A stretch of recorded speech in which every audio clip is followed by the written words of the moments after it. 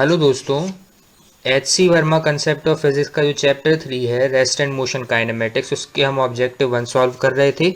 Fifth question तक पिछले video में सॉल्व किया था। अब सिक्स्थ क्वेश्चन सॉल्व करेंगे।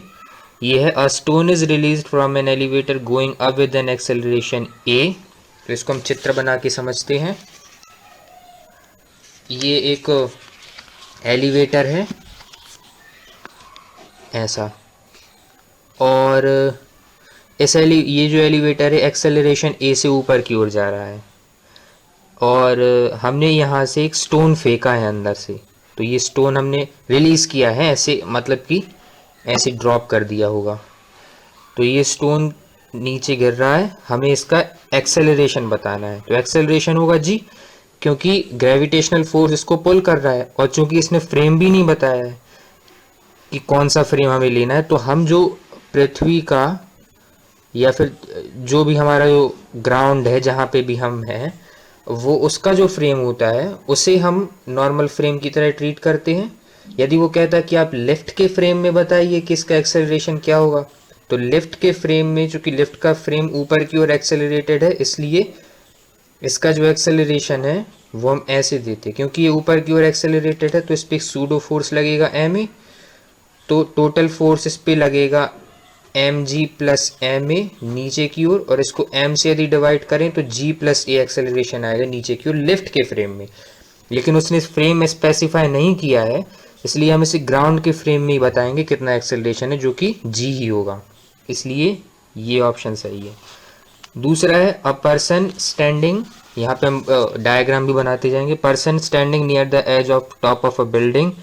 कोई बिल्डिंग है मान लिया, और यहाँ पे एक पर्सन है, दो बॉल फेंकता है, ए बॉल और B ball. A is thrown vertically upward, तो ए को हम वर्टिकली अपवर्ड फेंकेंगे, और जो बी बॉल है, बी बॉल को वो फेंकता है vertically downward with the same speed. तो जैसे मान लिया इसको यू स्पीड से ऊपर फेंका है, और बी को वर्टिकली डाउनवर्ड यू स्पीड से फेंक दिया है, और the ball A hits the ground with a speed VA and ball B hits the ground VB।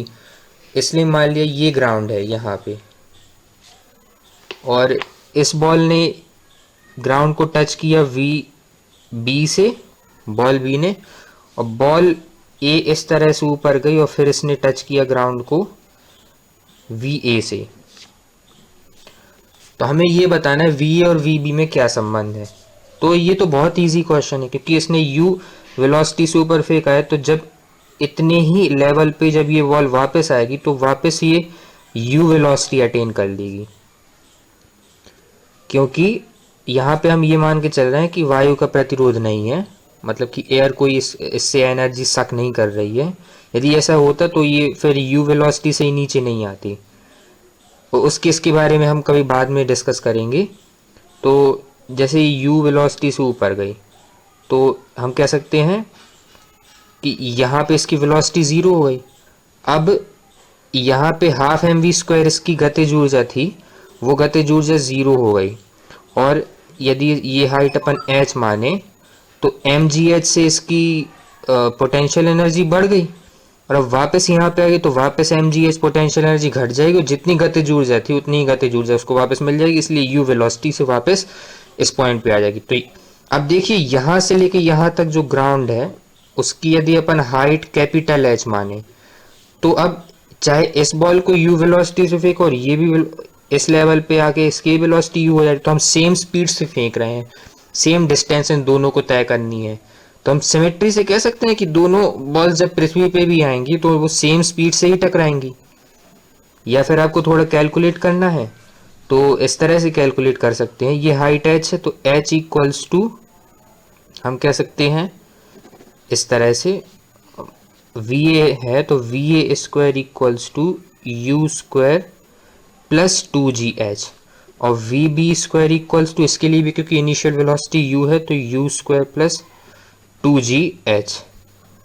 तो वी ए बराबर वी बी आ जाएगा, इसलिए ये ऑप्शन सही है सी, वी ए बराबर वी बी।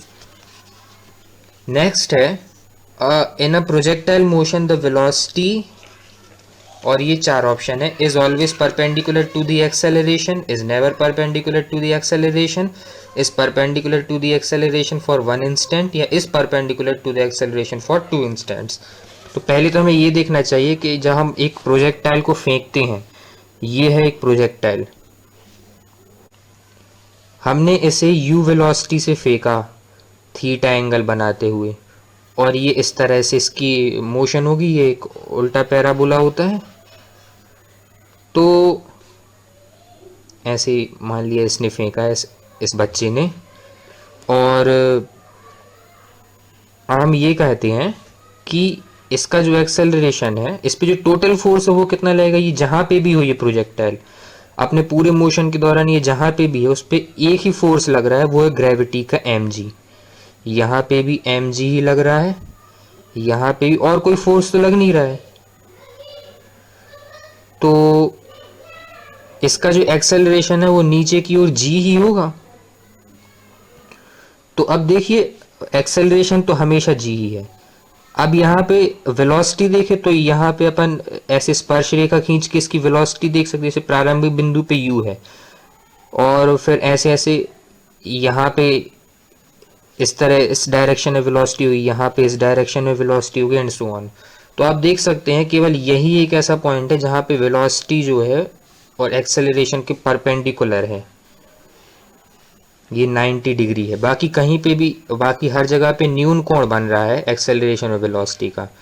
इसलिए हम कह सकते हैं इस perpendicular to acceleration for one instant only. और वो इंस्टेंट है कौन सा, जब अपनी मैक्सिमम हाइट पे प्रोजेक्टाइल होता है। वो इंस्टेंट हम कैलकुलेट भी कर सकते हैं, क्योंकि हम जानते हैं कि प्रोजेक्टाइल का जो टाइम ऑफ फ्लाइट होता है वो होता है 2u sine theta upon G. तो मतलब यहाँ से यहाँ तक जाने में प्रोजेक्टाइल को जितना टाइम लगता है वो ये, तो यहाँ से यहाँ तक आने में इसका आधा टाइम लगेगा, तो u साइन थीटा बाय जी। तो इतने टाइम प्रोजेक्टाइल को फेंकने के बाद, इतने टाइम जब ये टाइम हो जाएगा तब वो मैक्सिमम हाइट पे आएगा, और तब उसकी वेलोसिटी जो है वो एक्सेलरेशन के परपेंडिकुलर होगी। तो ये सी ऑप्शन सही है। नेक्स्ट क्वेश्चन है, two bullets are fired simultaneously horizontally with different speeds. तो ये दो बुलेट्स हैं, मैं गन नहीं बना रहा हूँ यहाँ पे, इनको साइमल्टेनियसली फायर किया गया है, और क्या है, same place, different speeds from the same place, horizontally इनको फायर किया गया है। तो मान लिया ये v1 वेलोसिटी से हॉरिजॉन्टली फायर की गई है, v2 वेलोसिटी से हॉरिजॉन्टली फायर की हुई। तो which bullet will hit the first. चूंकि ये हॉरिजॉन्टल स्पीड्स इनकी डिफरेंट हैं, तो अब जैसे ग्राउंड है, तो चूंकि उसने कहा है कि सेम प्लेस से ही हमने इसको फायर किया है, तो उस सेम प्लेस की ग्राउंड से हाइट h है मान लिया, तो h हाइट से ही इन दोनों को फायर किया गया है। तो अब इनकी हॉरिजॉन्टल वेलोसिटी कितनी भी हो, h हाइट को तय करने के लिए इनको सेम टाइम ही लगेगा, क्योंकि इनकी वर्टिकल वेलोसिटी तो जीरो है। आखिरकार उसने कहा तो यही है कि हॉरिजॉन्टली हमने फायर की है। यदि वो कहता किसी एंगल पे फायर की है तो उसकी कुछ ना कुछ वर्टिकल वेलोसिटी भी होती, लेकिन उसने कहा हॉरिजॉन्टली फायर की है, मतलब यहाँ पे हॉरिजॉन्टली फायर की हुई है, तो इसकी नीचे की ओर तो कोई वेलोसिटी है ही नहीं। तो कहने का मतलब ये है कि नीचे की ओर वेलोसिटी इसकी अपन कहते हैं वी वाई एक्सिस। यदि हम इसे वाई एक्सिस माने, तो वाई एक्सिस में जो वेलोसिटी है शुरुआती, वो तो ज़ीरो है, और इस h हाइट को तय करने के लिए हम कह सकते हैं हाफ जी टी स्क्वायर से ये संबंधित हो जाएगा, t हो जाएगा 2h अपॉन जी का वर्गमूल। तो इस बुलेट को भी 2h अपॉन जी टाइम लगेगा, इस बुलेट को भी 2h अपॉन जी टाइम लगेगा।